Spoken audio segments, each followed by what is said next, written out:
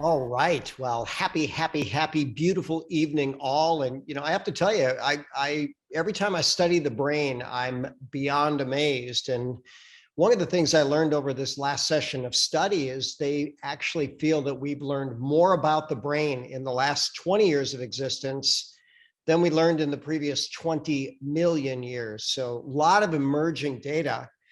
And I like to tell people that I'm all things health, happiness, and success. And reality is that all of those things are related to better brain function. So as Carol mentioned, clinical practice, lots of experience, world champion athletes from every major professional sport and the other end of the spectrum. And I absolutely love training doctors. And I'm happy to say that I've applied what I've learned in terms of health, happiness, and success, shared it with my family, and we have a wonderful, healthy, thriving, and expanding family. And I hope to share some of this with you now. So, powerful quote from James Watson. He was part of the Watson and Crick team that actually created the model of DNA. And here's what he said: the brain is the last and grandest biological frontier, the most complex thing we have yet discovered in our universe. It contains hundreds of billions of cells, and actually now they know that's trillions, interlinked through trillions of connections. In fact, there are more connections in our brain than there are leaves in the Amazon forest. And one of the greatest brainiacs of all time says the brain absolutely boggles the mind. And I agree with them. So if we start looking at the 7 functions of the brain, and interestingly enough, this graphic only mentions 6, and they definitely missed it. So thinking and cognition, we certainly think about that being related to our brain. But how about perception and sensing our environment? How about emotions and feelings? How about behavior? How about running everything that goes on in our physical body? How about signaling, both signaling our environment and receiving signals? And then maybe the last one, creating our future. So think about it. Really, all we have is now. The time is always now. But if we want a better future, good to engage our brain and our higher level thought processes. So when we start thinking about thinking, it's actually been suggested that Leonardo da Vinci was the greatest genius of all time. And when you look at 7 easy steps, there were 7 things that he did to cultivate his amazing mind, where he had, designs for air conditioning and submarines and helicopters and, flying contraptions. And he was a painter and he was a sculptor. And he also created war machines and really good with anatomy. So it's amazing how much this guy learned and contributed to our world. But here were the 7 things that he did. Number 1, he was mostly curious. So think about that. If you're always curious about something, it kind of gives you that open mind. You begin to ask questions. And keep in mind, curiosity, I've learned, can be one of the best strategies in preventing conflict. If someone says something that doesn't seem right or begins to push your buttons, take a curious stance and just say, well, you've aroused my curiosity. Tell me more. Share with how you think about that and how you came to that conclusion. And interestingly enough, curiosity can help us learn and can help us thrive. Now, the next was like the Italian term for demonstration. Basically, he was always doing experiments and recording the results of those experiments. Next, he basically said, trust your intuitions, your inner sense. We'll later get to what we call the higher faculties. And some say that intuition is how we listen to the infinite universe of the world. Next, he talked about logic and imagination, both being art and science. The art is one part of the brain, science is another part of the brain. Well, why not integrate both of those parts? So you look at his ability as an artist, like the Mona Lisa, and science, the things that he created. Finally, he knew that a healthy mind had to go along with a healthy body. In fact, many say that's the primary job of the brain, is to keep the healthy body. And then ultimately, Da Vinci realized that everything is connected. And you know what? There's finally some astrophysicists that say the same thing. Everything's connected. They can take it all back to the Big Bang, when the entire universe, all the matter and energy, existed in something maybe the size of a golf ball, which, by the way, is absolutely mind-boggling. But Da Vinci was a big fan of cultivating senses, living through senses, and I think this is a powerful quote. An average human looks without seeing, listens without hearing, touches without feeling, eats without tasting, moves without physical awareness, inhales without awareness of odor or fragrance, and talks without thinking. So think about that. Do we want to be average? And I would say absolutely not. Well, just being a little more conscious of our senses and what's brought to them, that takes us a step closer to Da Vinci. We're going to transition to thinking in the higher faculties, but I'm going to go to Napoleon Hill. And here's what he said: an educated man is not necessarily one who has an abundance of generalized or specialized knowledge. An educated man who is one who has so developed the faculties of his mind that he may acquire anything he wants or its equivalent without violating the rights of others. And I think, you know what, most of us would probably agree that wouldn't it be nice if we could get whatever we wanted without harming or violating anybody in the process.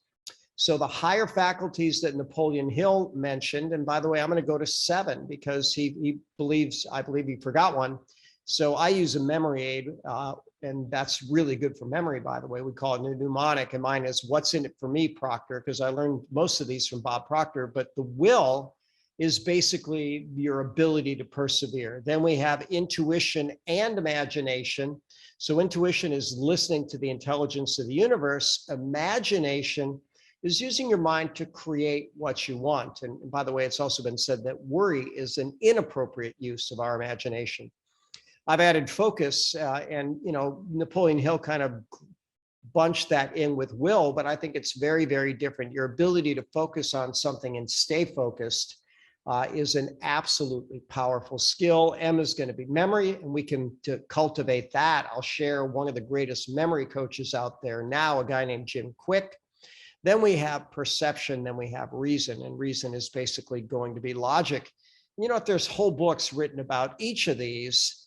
But just suffice it to say that we want to develop those higher faculties. And if we do, Napoleon Hill and thousands of others say we can get what we want. So when we go to perception and sensing, most of us think of 5 senses: sight, sound, taste, touch, and smell. But there's also the sense of balance, which has been called the 6th sense. And then what about maybe the 7th sense and extrasensory perception? And you know what? There are people that have developed the ability to have senses, you know, where they can sense things where it just seems like, how could you possibly know that? But yet they do it fairly consistently. So I'm thinking that that is something that we can develop. But I want to focus on perception here. And I really like what Wayne Dyer said. He says, if you change the way you look at things, the things that you look at change. And also we can change the people that we interact with. So there was this thing called the Pygmalion effect, and it's been proven in modern experiments. If you basically treat people, like they're special in a certain way, a special gift or talent or creativity, they often tend to take that on. So the Pygmalion effect is actually speaking the best or worst, but let's use it for the best, into people. And while we're talking about perception, I really like Ed Milet's quote. He says, look, when it comes to our goals, most of us don't have a vision problem. We have a depth perception problem. In other words, he thinks that most of what we want is a lot closer than we know. And he's done a fantastic job creating a beautiful life. When we go to emotions and feelings, most of us have heard of IQ, the intelligence quotient, but there's also EQ, which is the emotional quotient. And there was an article entitled "Intelligence is Overrated" because they actually felt that our emotional intelligence was going to be responsible for about 85% of our success. And here's a quote: "It's not how smart you are that matters. What really counts is how you are smart." And it's suggested that there are as many different types of intelligences as there are people. Now, when it comes to emotional intelligence, ultimately, you want to have both self-awareness and self-management, but social awareness and relationship management. And ultimately, if you can manage this, the researchers say that that is basically 85% of how far you'll go in life. And I really like this book, The Art of Connection. It really could be entitled The Art of Social Intelligence, because it really talks about how to build relationships and essentially how to lead people to better lives. When we look at behavior, this is an absolutely fascinating book by neurophysiologist Robert Sapolsky. And basically, he looks at how we behave as we behave. And you know what? He talks about us at our best and quite simply at our worst. And he says it's going to be our brain chemistry, our biology, and even our conditioning that is going to be the biggest difference. So there was old philosophy, go back to the ancient Greeks and ancient Rome. It was called mens sana in corpore sano, meaning a sound mind in a sound body. And ultimately, when we understand our biology and our bodies, we can honor them in a way which is also good for our brain and then ultimately even our social behavior. This is Jim Quick. I'll share his book in just a moment called Limitless, but very interesting individual. He suffered a traumatic brain injury when he was a kid, and he was labeled as the boy with the broken brain. So he grew up most of the time thinking he couldn't learn. Ultimately, he got a mentor that encouraged him, develop that mind. And, now he can get into a group of thousands of people and have 100 people in the room, tell them their name, and then in any random order, he can, call on them by name. So pretty fascinating that he has that capacity. But one of his quotes that I really like is, we're not logical, we're biological. So our bodies will actually drive our brain. And if our bodies are healthy, well, then the things that we do to make logical distinctions and decisions will work better. And there's a phrase that I don't like, but it seems accurate, and that is that hurt people will hurt people. And so this is from Robert Sapolsky's book. He says, different societies condition us to behave differently. Therefore, if we're exposed to violence earlier on in life, we're more likely to be violent as adults. So pretty good idea to protect our kids in as many ways as we can. Then when we start talking about behavior, Charles Whitman was a gunman who, just committed some absolutely heinous crimes. He actually, murdered his wife and his mother-in-law, and he left a note by his wife's body. And he says, I don't know why I'm doing this. I just don't have any reason to do it. But they actually found after death autopsy that he had a tumor pressing on his amygdala, the emotion center, the fear center, and they believed that that was what drove his behavior. This gentleman was actually given credit for the birth of neuroscience. His name was Phineas Gage, and he took literally a railroad iron through his skull. And they can't even believe that he survived. That was actually a picture of him. He went blind in one eye. That railroad spike went through his head. But after that happened and he survived, he just was no longer himself. He didn't have any ability to control his behavior. So we need a section of our brain called the prefrontal cortex. So interestingly enough, we need our brain to work right, to think right, to behave right, to sense right, to process right, and it all works together. When we look at the physical body, a very fascinating TED talk by a guy named Daniel Wolpert. And he said, you know what? I believe that the primary function of our complex human brain is to direct complex human movement. And he says, if you wanted to create an algorithm to play chess, it'd be fairly easy to do. And you can get a chess that can beat most humans. But if you tried to train a robot to move the pieces, you'd have a hard time. Any 6-year-old kid could move the pieces with a lot more dexterity.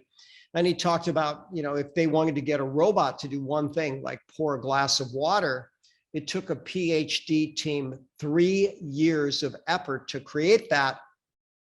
But yet again, kids can do it easily enough. So a lot of our brain is directing our body and our movement. And here's a Jim Quick quote: as the body moves, the brain grooves. And there's people like Steve Jobs that he would have all of his important meetings while he was walking. And he said very, very simply, I think better when I walk. And you know what, I can agree with Steve Jobs. I tend to prefer to stay in motion.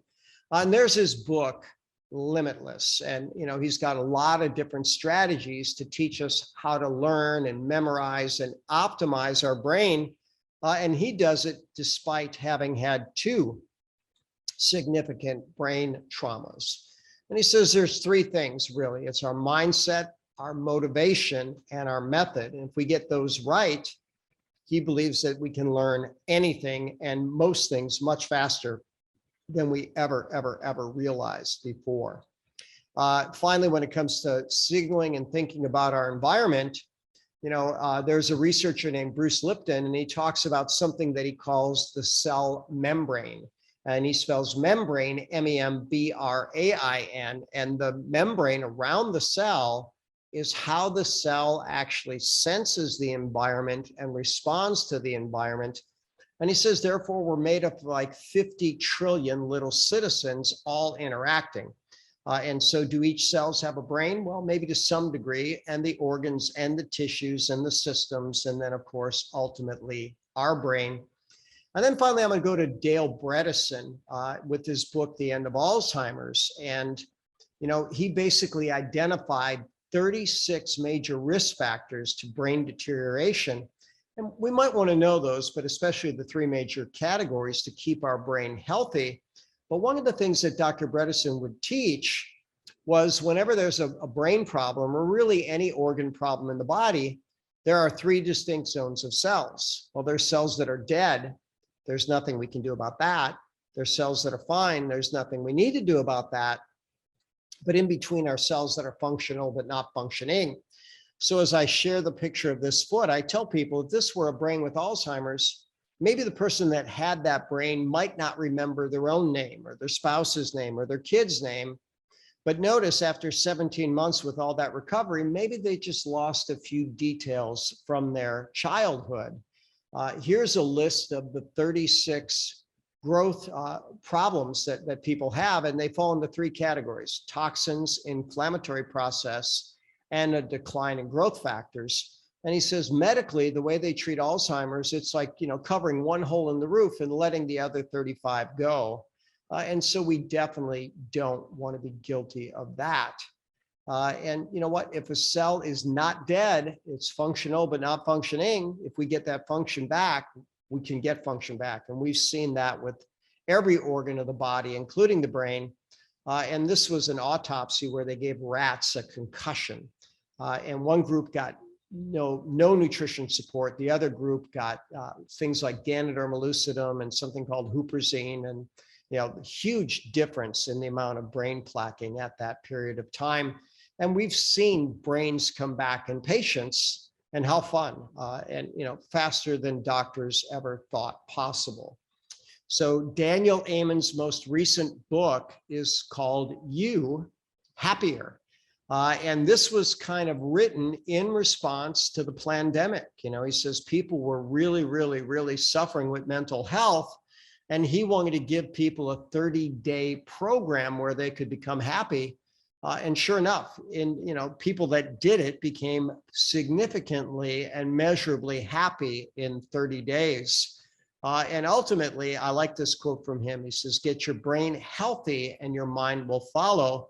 He also has a book called The End of Mental Illness. And basically he says, if we keep our brain healthy, there's almost no reason for mental illness. So he's wonderful with memory aids. And one of his memory aids is actually Bright Minds. And here's what he says: you want to have blood flow. And something like nitric oxide and nitrate containing plants and good exercise can improve circulation. His retirement is, don't retire. Quite simply, it's a step in the grave. So always keep your mind active, your body active, and your ability to contribute to the planet. When you start looking at inflammatory process, too much inflammation burns you up and burns you out.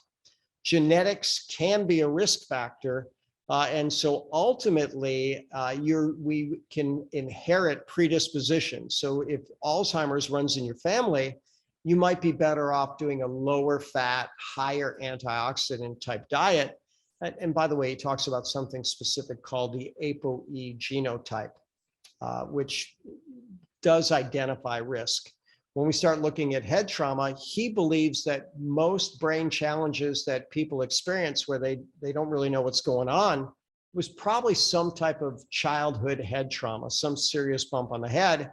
And now there's ways that we can dissolve the scar tissue and train around the brain function. We want to minimize the toxins, mental health, make it an absolute priority. When we look at immunity, there's a term called psychoneuroendocrine immunology. Now knowing that the thoughts we think, our nervous system, our endocrine system, and our immune system all work together. And so we don't want to have a weak immune system or chronic infection. We want to balance our hormones. We want to make sure we're not obese. And when we sleep, that's when our brain goes through its greatest cleansing process.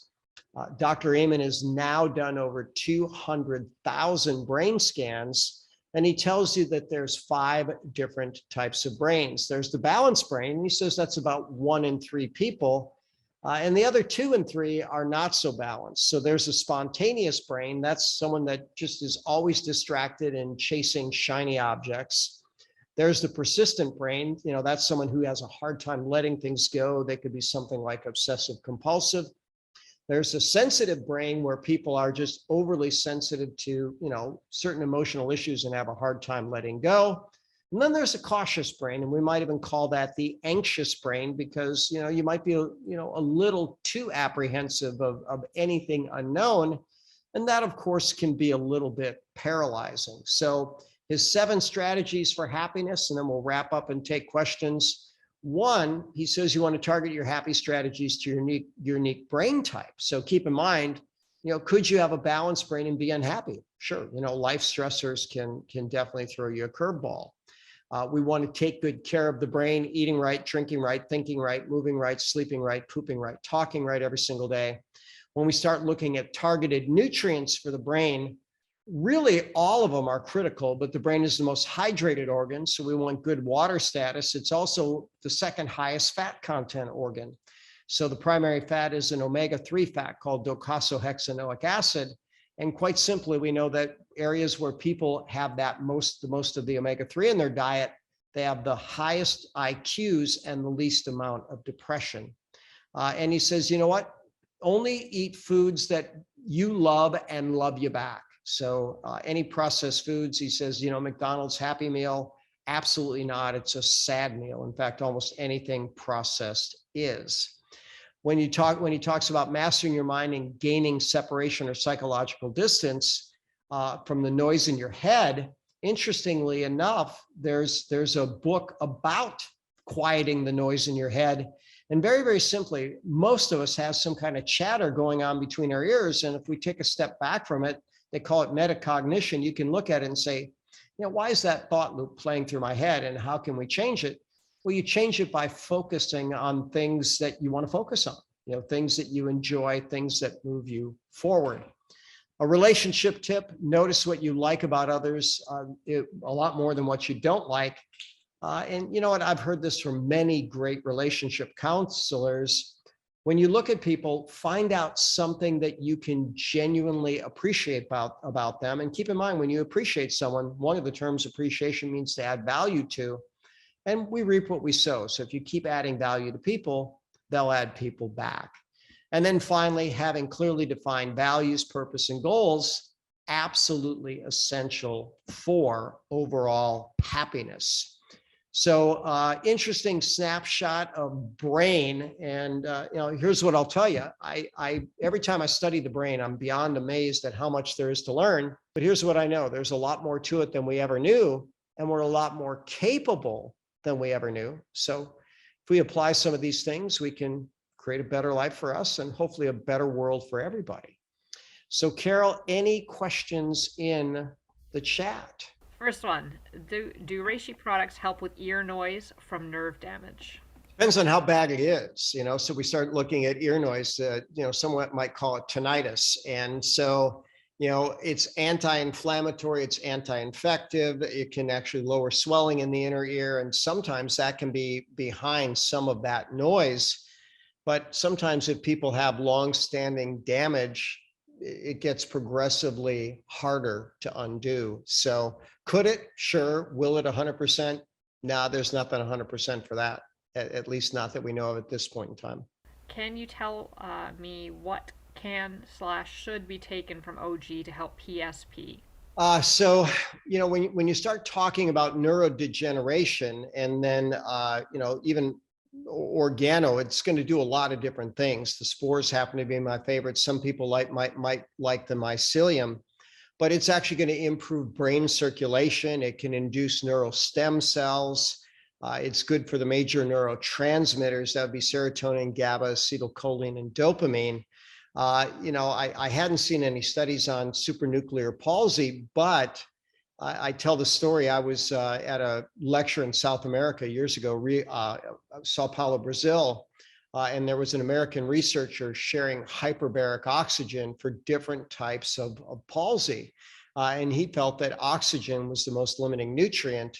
And by putting people in hyperbaric oxygen, it made a big difference. So hyperbaric oxygen might be something. And by the way, there's portable units that people can rent. So it's now something that people can do out of home. I have a question, but how often do you do I think what it's called, my brain. Neurotracker. Yes, thank you. So Neurotracker is a brain training device that's been around for over 20 years. You basically track 3D balls in space wearing, you wear balls on your computer screen with 3D glasses. So that's how it gets to be 3D space. I'm doing 500 this year. And so I'm coming up on my 300 sessions. So, I would like to say that every day I get one, but there might be 2 or 3 days a month that I miss one. But most days of the month I double up, I get 2. And I'm seeing absolutely wonderful changes. And one thing I'll share is that my physical balance is better. And how do I know? I test it. I actually study martial arts, and the system I'm in, you have to do a lot of balancing on one leg while you're throwing, sometimes up to half a dozen different types of kicks, which requires really amazing balance. And I ruptured my left Achilles about 12 years ago and had limited balance.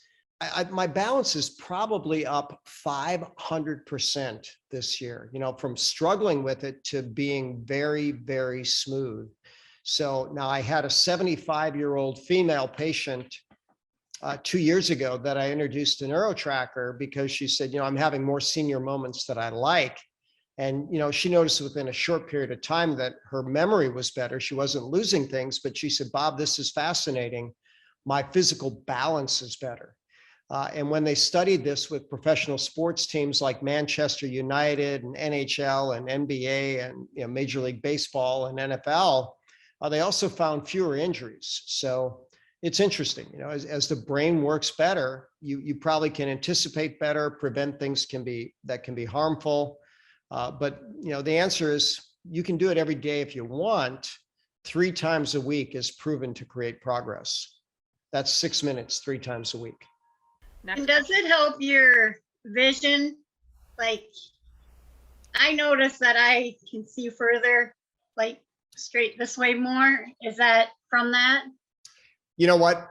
I personally didn't notice that, but Daryl, who was the original researcher, said his peripheral vision was much better. Josh Campbell says his peripheral vision is much better as well. So some people are getting that benefit, and that's really cool. Now, one thing I can tell you is that when we're stressed, we tend to get more tunnel vision. We lose our peripheral vision. So it might just be that it's relaxing your brain more.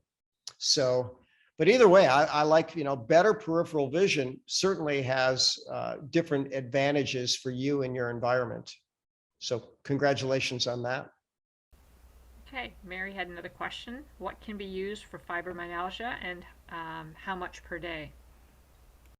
Well, I like to jumpstart, so I'm going to do 2 spores every waking hour, anywhere from, 7 to 10 to even 21 days as far as I'll go with that. And, lately we've been talking about the stress reset where we do melatonin, theanine, Ganoderma spores, and that seems to really put the brakes on the stress response.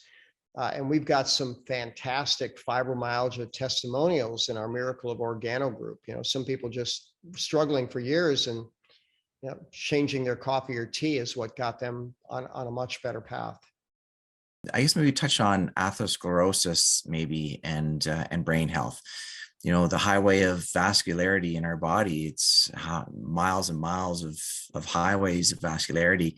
So important to have, you know, to look after that, to help look after the brain. So I don't know if you know any research, Dr. Bob, that correlates that. I'm sure there must be, but I'd be curious to know. Yeah. So, you know, once we start talking about this plaquing, whether you're talking about the coronary arteries, the carotid arteries, you know, they're not isolated. So when vessels become damaged, they become clogged. And as they become progressively clogged, we're going to get less oxygen to the tissue. And that's the top nutrient for the brain. But interestingly enough, where that starts showing up, and this is where Dr. Amen even talked about it, he actually talked about sexual function. He says, you know what, we have 40% of 40-year-olds reporting sexual dysfunction. And he says that's an early indicator of poor circulation. And it's also a sign that their brain is going to be on the decline. And so, you know, those numbers are pretty crazy. We don't have to go back too many generations, and that would have been unheard of. So, you know, our pro-inflammatory diet, our depleting nitric oxide, our so many different free radicals are damaging our vessels. You know, the brain does require the most blood flow at rest per unit volume. And so anything that compromises circulation is going to compromise the brain. And Dr. Paul, here's one thing that I found pretty fascinating. I don't know if it was last week or 2 weeks ago where we talked about breathing. The sinuses are the largest reserve of nitric oxide in the entire body. And nasal breathing is beyond absolutely amazing. So I've actually been taping my mouth shut at night, which is interesting. I bought special tape for that. And you know what? I'm sleeping better. So since I started doing that, I got my Fitbit tracking it. I'm sleeping better, and better sleep, better days. So pretty amazing. You know, we can learn as we go and apply and find something that helps, you know, share it. Yeah, Nancy may appreciate it if I try that. So, right. Wow. Right. You know, I was listening to David Asprey, and he said if you just slightly elevate the head of the bed, for some reason, less chance of getting Alzheimer's. These crazy little hacks, you know, that, and he is the biohack guy. No, I find it fascinating. It's so many levels of depth of knowledge we can learn from the brain. So I don't see we ever mastering it. It's just so beautiful. No, you know what? And I'm going to go with that quote. In the last 20 years, we've learned more than we had in the last 20 million years. That's a powerful statement. And you know what? We're going to dwarf that in the next 20. So pretty fascinating. Yeah, very exciting. Thank you again, Dr. Bob. You're welcome. Thank you always. I was looking for my other questions that I had. Eric does a good job sending them in advance, you know, and there were actually, you know, questions about brain health at every demographic, you know, and some would ask, okay, what do we do for our kids? Well, we love them and we nourish them and we put them in an expansive environment, and we give them the opportunity to grow and thrive. And that's a really good thing. I know one of my best instructors in chiropractic ecology said, you know, the worst thing that we can do with kids is restrict them. Let them just explore, keep them safe, but let them explore. And it's amazing how fast we'll learn. And, you know, they say we learn more in the first 5 years than the next 105 if we live that long. So, you know, kids, nourish them, love them, keep them safe. Then when we start getting to, you know, adolescence, believe it or not, our brain is always pruning itself. It's going to fine tune its connections, use it or lose it. So when kids start taking on different skills younger, they're a lot more likely to keep them during life. So keep them active, keep them diverse and everything else. But when the brain starts pruning itself, what we find is that girls do a lot more of that pruning. And so they're more prone to emotional challenges and depression in their teen years. And by the way, their brains are such more connected left to right. There's not multitasking. That's a myth, but they're task switching.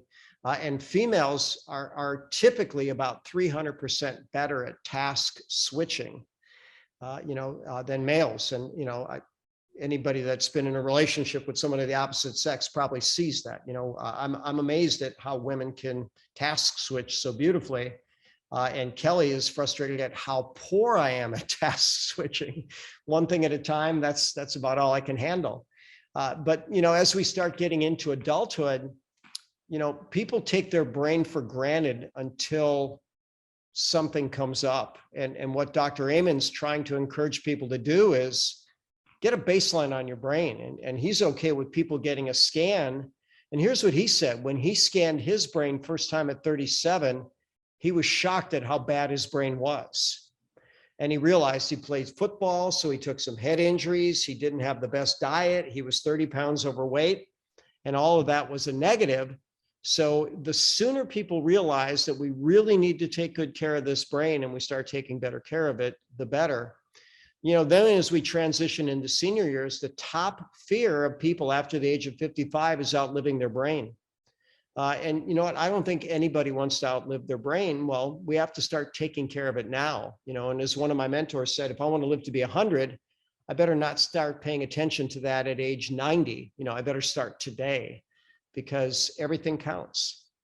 So with that said, next week, I'll have to see what our topic is next week. We've got one got more another question. question? Okay, go for it. Sorry. Could you speak on how Ganoderma helps with wound healing before you close us off tonight? Yeah, so we could talk about the circulation aspect. We could talk about the anti-infective aspect. We could talk about stem cell aspect.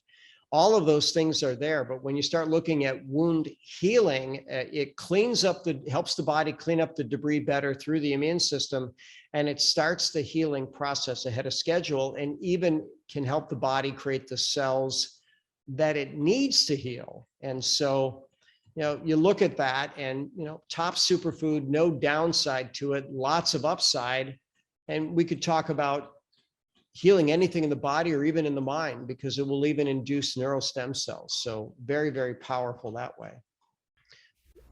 Early night. So good night all, and God bless.